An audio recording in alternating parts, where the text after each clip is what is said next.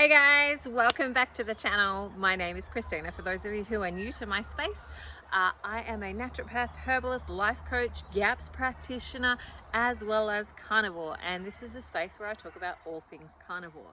Now, today, I want to talk about some of the questions that I have been asked. Now, I did a little post on my Facebook page the other day and on my Instagram, basically saying, hey, if you've got any carnivore questions for me, I would love to answer them.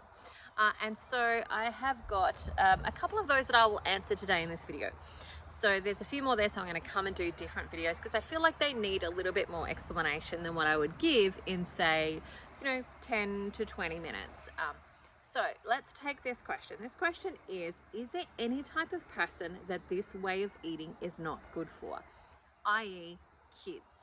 Now, the answer to that question is there's always going to be an anomaly. There's always going to be somebody who this type of eating would not actually be beneficial for. Now, when I say this type of eating, I'm talking about carnivore specifically. Now, for me in my clinical practice, I actually use carnivore on a spectrum. So I use anywhere from hypercarnivore all the way through to the lion's diet, and there's a bit of a difference in between there, and the way that we alter those differences depends on the individual and what their actual current health issues are actually currently like. So for somebody who has got MTHFR, which is a gene mutation, for example, if you've got MTHFR, then you have some challenges when it comes to the chemical byproducts that come from that gene. So for example, if you've got MTHFR, that gene essentially has some deficiencies when it comes to creating enzymes, and those enzymes are used to help to break down folate. Now, folate is the synthetic version of our B9 that our body is, it's a synthetic version that we might take from, say, a supplemental company. We might actually have that in the form of fortified foods. So if you go to the supermarket and you buy bread, here in Australia at least, it might be different in other countries, but here in Australia, our government, in their infinite wisdom, decided, hey, there is a deficiency in folate. So they did some study on spina bifida, and they saw that a deficiency in folate is going to increase spina bifida. And so if we supplement with folate, then we're going to decrease spina bifida births and so on. And so what they did in their infinite wisdom was decide that they needed to mass medicate the entire population. And so they put it in our food supply. So it is added to all bread that is, and they created a law that it had to be added to all bread that, or all flour that was going to be made for bread purposes, with the exception of like organic and specialty flours. So if you bought spelt flour or rye flour, for example, it doesn't have to be added to those, but it has to be added to all commercial flours and breads that are not specialized. So they're not that, spelt, rye, etc., or they carry the organic label. That doesn't have to be added to there. Now, in that infinite wisdom, whenever we mass medicate a population, there's going to be problems because we don't all need that particular nutrient. And for people with MTHFR, they can't break it down effectively. So depending on the extent of their mutations and what type of mutations they have within that pathway, they may not be able to break down, 90% of it. They might not be able to break down 50% of it. They might only be able to break down, they might have an issue of 20%. But on that spectrum, essentially, it's challenging for their body to break that down. And so for those people with MTHFR, it's going to be challenging for them to actually break that down. Now, for somebody who's got MTHFR in my clinical practice that is healthy and well, but just wants to really stay healthy and well and wants to look after their health, then I'm more likely going to prescribe them something like hypercarnivore. Now, there's no problems with that person actually going, I'm going to go complete carnivore. And there's no problems with them also then saying, I want to be strict carnivore, or I want to go lion's diet, or test that out and see how that goes. There's no problems with those people doing that. The more challenging thing is for me to convince somebody who is actually not got any real sort of health issues that that's actually what they need. And from the perspective of plants are trying to kill us, and the toxins and so on that are found within plants, then there is what I would usually recommend for those people is that they aim more for fruit-based vegetables, because there is some thought process that say an avocado is going to be lower in the plant toxins than the avocado tree, because it serves the benefit of that plant for you to spread its seed, and therefore it reduces those plant chemicals. Now, I see this in apples, so I explain this to my clients in the way of apples. So if you've got a really good healthy apple tree, and it's a healthy apple tree, so not a sick apple tree, but a healthy apple tree, the bugs and the birds don't eat the fruit of that apple tree until it switches. So the fruit can grow and grow and grow, and mostly the bugs and the birds are going to leave it alone and they're just going to look at it. But the moment that fruit starts to switch over and starts to turn, its sugars will change, its ripenings will change, and its plant chemicals will reduce as well. And the moment that it does that, that is when you're going to see the bugs and the birds like swoop in and have a feast of these apples on this apple tree. Now, they know, because they've been able to sense that the chemicals have changed and it's going to be beneficial for them. Now, the only time that those bugs and the birds are really going to attack that fruit on that tree prior to that switching over is if they're starving or if the tree is sick. If the tree is not at its optimal healthy function, then they will attack it because it'll be weaker in those plant chemicals. The same as if you've done any organic farming or any organic gardening, you'll know that if your plants are really, really robustly healthy, you're not going to have a lot of bug problems. Again, unless they're starving, like there might be a, locust swarm comes through and they will eat everything because they're starving, versus the local bugs are not really going to eat that until it starts to reduce in its plant chemicals. And that will be when it starts to age, is weak or dying, or the fruit is ripening.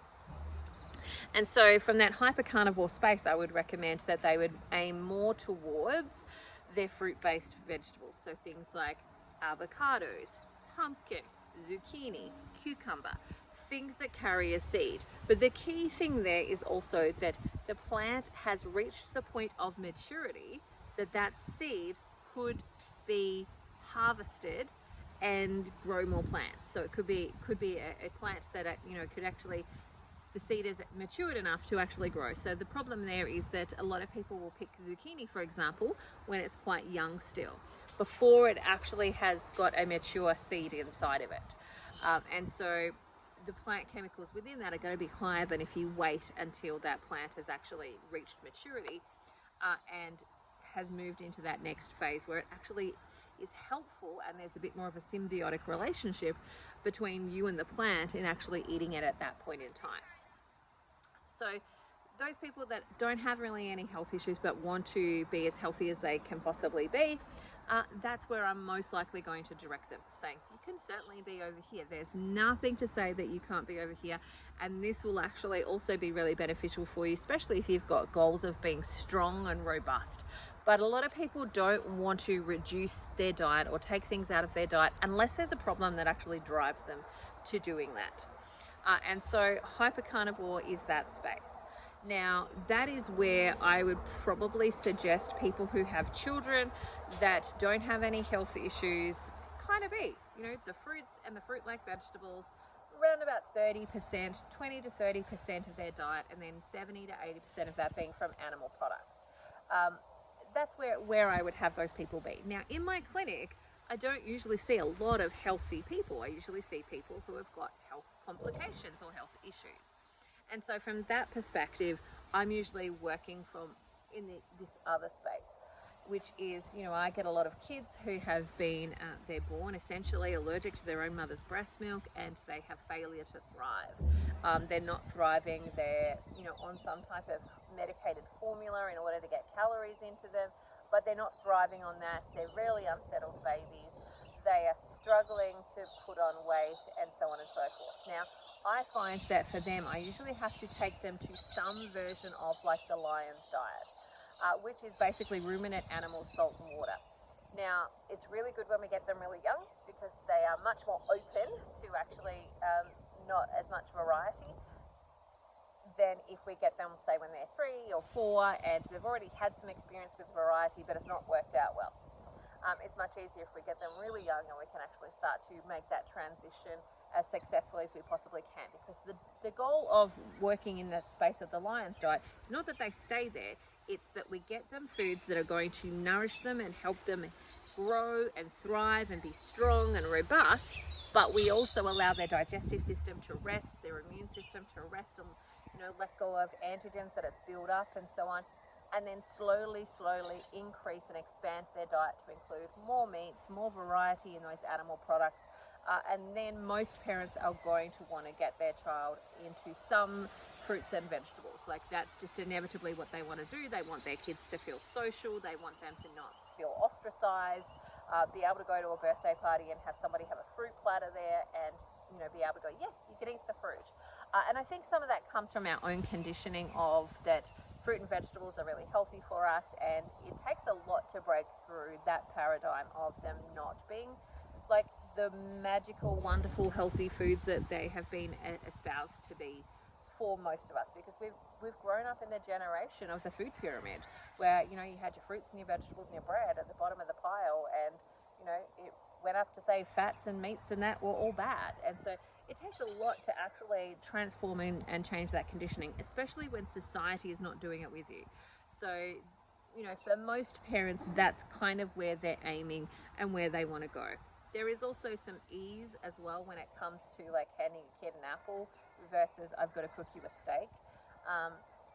You could give them cheese, but depending on what their actual food tolerances are, is dependent on what that actually is. So that's where most people actually want to aim their life. And I really recommend that they try and be more of a meat-based diet versus the carbohydrate, lots of processed foods, all of that type of stuff. But, whole foods is where we want to go as much as possible.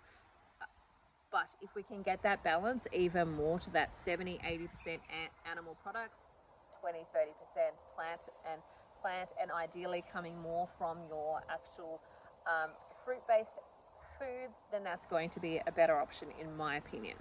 Now, remember that I'm not in people's homes.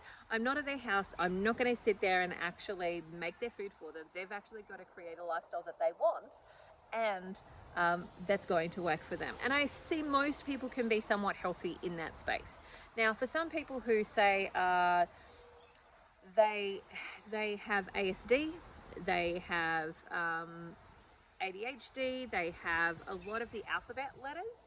For those people, they need to be more of that hyper carnivore, like, let's say we get rid of most of their other health problems. They need to be, and that's where most people are going, and that's why I'm sharing it from that perspective, is that most people don't want to be carnivore. They haven't got to that space of like, that's how they want to live their life, and that they want that to be their forever life. Most people want to get to a place where they can have some fruits and vegetables and then their animal products. That's where most people want to go to. Not whether that's the best, healthiest, most ideal version for them, but that's where they want to live their lives. So that, again, there's a whole lot of factors that come into that. Social, people love gardening, like there's a lot of stuff that goes into that. And so for those people that are on those alphabet letter sort of spectrums, what I would recommend is that they actually need to be more keto. So for them, I would say hypercarnivore, but aiming to be in ketosis. Like, that's what their actual needs are. Now, not everybody needs to be in ketosis. There are some people that don't thrive as well in ketosis as other people. Now, some of that can come through different biological functions for them, as well as adaptiveness. Like, you've got to be metabolically adapted to actually be able to thrive on ketosis. And that takes time, practice, transitioning, all of that type of stuff. And so for those people who have autism, ADHD, ADD, OCD, oppositional defiance disorder, all of that type of stuff, schizophrenia, all of that, somebody who's had cancer, somebody who is, let's say, epileptic, they all need to be in that space of, if they've got Tourette's syndrome, again, in that keto space where that, you know, they might be doing hypercarnivore, but they need to really maintain ketosis and stay in ketosis as a part of their actual health goals as well. Then there are people who have lots of chronic health issues, and I can tell you that when they have a conversation with me, I can say, I will generally say to them, there are multiple ways that we can do this, and you actually are allowed to choose. Like, you're a grown, mostly, you know, if I'm dealing with an adult, you're a grown adult. You actually get to choose what's going to work for you and how you want to do that, and so on. My job as a naturopath is to support you in that and give you some educated pathways to move from. Now, if you don't want to, like, if you want the fastest results, I would say go carnivore. That will be the space where you will get the fastest results. You'll get them as quickly as you possibly can, and feel better at a faster pace. Now, if you don't want to do that, then the less we are in that carnivore lane, the more we have to look at things like food pairing and supplementation and herbal formulas and so on, and the cost of those that go along with that. And some people are really happy because they would much rather take a supplement than they would just eat meat, and other people are not so much that. Other people are more nope, I would rather, it makes more sense to me to eat food that's going to give me those nutrients than it is to take a supplement. Now, that's not to say that somebody who started carnivore doesn't need supplements, because remember, a lot of people come to this way of eating with lots of stuff already going on. So most people, like, you know, it's very rare to find, and I'm seeing more of them now, which is fabulous. Most people haven't been raised carnivore. Most people have been raised, eat your fruit and vegetables, and meat is like a byproduct and something we don't need, but is enjoyable. So most people have been sort of raised with that kind of paradigm. And so by the time they come with their health complications and their issues, it's many decades of eating like a product and plant-based style of diet. That doesn't mean that they didn't eat meat, but that was heavily focused there. And so there's a lot of health complications that need to be resolved, which is why I will use some of those. I will use herbs. I will use, I usually get my patients to do a apple fast before, so not that they're only eating apples, but I'll get them to have a certain number of apples for a certain amount of time to help do things like soften stones in the kidneys and in the gallbladder and all of that type of stuff. And we'll do some of that work before they start their high fat diet. And that all depends ultimately on what they're coming to carnivore with prior to actually starting the diet. Because, you know, while there are some people that would say it's just eat meat and salt and water and you'll be all good, that's actually not the case for a lot of people who are already sick, who already have health complications. So if you have a thyroid issue, you might need some herbs to actually help balance you a little bit in the start. But my goal is, depending on whether those organs are still functioning, have been damaged or removed, depends on how close we can get off of things like medication and supplementation. And my goal is to get you to as close to that as we possibly can, if not there.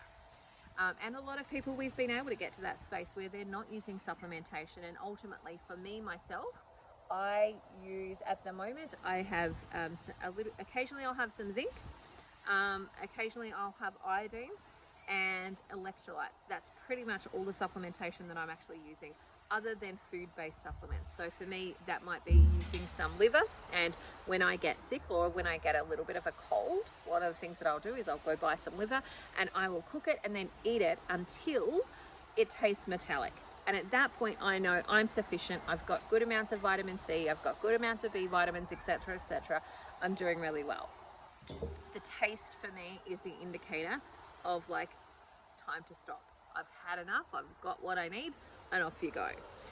So I'll use organ meats for that. I'm doing a sardine fast today, so I've just had some sardines. These are like a multivitamin in regards to the nutrients that they actually give you. So they are a powerhouse when it comes to B vitamins in the properly methylated form. So it's in food, It's naturally bioavailable to us. It also has calcium and magnesium and phosphorus. It's also going to help support glutathione production and so on. Like, it really is a multivitamin. And for those people who are watching that do have MTHFR, sardines are a really good multivitamin for someone with MTHFR. So if you're suffering from anxiety and depression and so on, and you can do sardines, definitely look at including them in your actual diet. Eggs are another really good source for those people, again, with MTHFR mutations that might be deficient and are suffering from some of the problems of those deficiencies. They're going to be another really good way to actually boost those nutrients as well. So I know this is a long answer to the question of, like, is there any type of person that this isn't actually good for? My answer to that question is no, but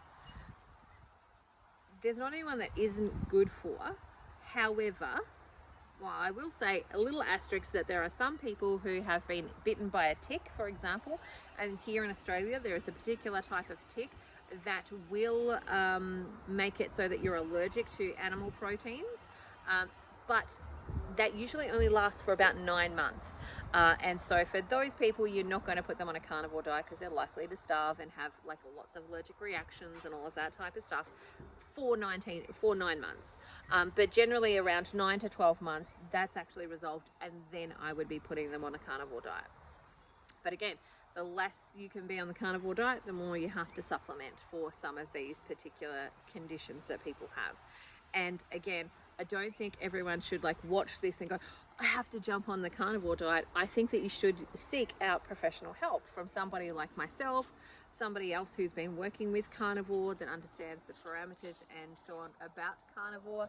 I think that you should connect and actually work with somebody who knows health and your health conditions, and what are the moving parts, what are the drivers, what are all of those things, and then look to start to make the transitional changes.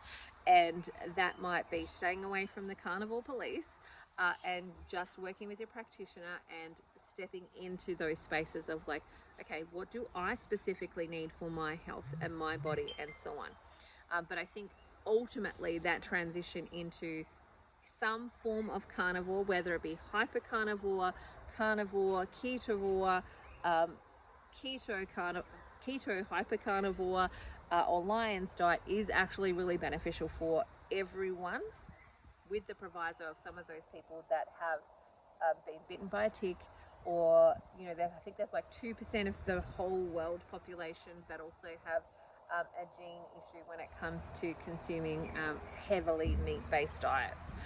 Doesn't mean that they can't eat meat-based diets, but they do need a little bit of plant matter in there to kind of help them, because there's some gene mutations, like something went wrong. So in answer to that question, there's my answer. Essentially, yes, I think it's good for everyone, but there are like about 2% of people where it's going to be problematic. And depending on how your health has been prior to, what health conditions you're coming with, is how you make that transition into that. But also too, from coming from the realist as a practitioner working with people, I know not everybody wants to do that. So my goal is to help them be as healthy as they possibly can within the parameters that they set for themselves, because I'm not in their house, I'm not cooking their food, I'm not going to sit there and tut, you shouldn't be eating that. Really, I don't really care what you're actually eating, but I want you to make a choice. I want you to make an active choice, whether it be I'm going to have supplementation and I'm all good with that, or whether it be I really want to get as much of my supplement or much of my nutrition through food as I possibly can. Again, depending on what your health issues are before you come to something like carnivore, to do that. Now, I will say sometimes when I've got people who have come to carnivore, they might have gut issues, they might have low gut integrity and so on. We might need to use some supplementation like digestive enzymes or some ox bile if they don't have a gallbladder, etc., to help them make that transition. But it is a journey versus a destination to get to. All right. That's my answer to that question. I hope you have the most amazing day ever, and I will talk to you again soon. I'm going to be answering a few more of these questions. All right, bye for now. See you later.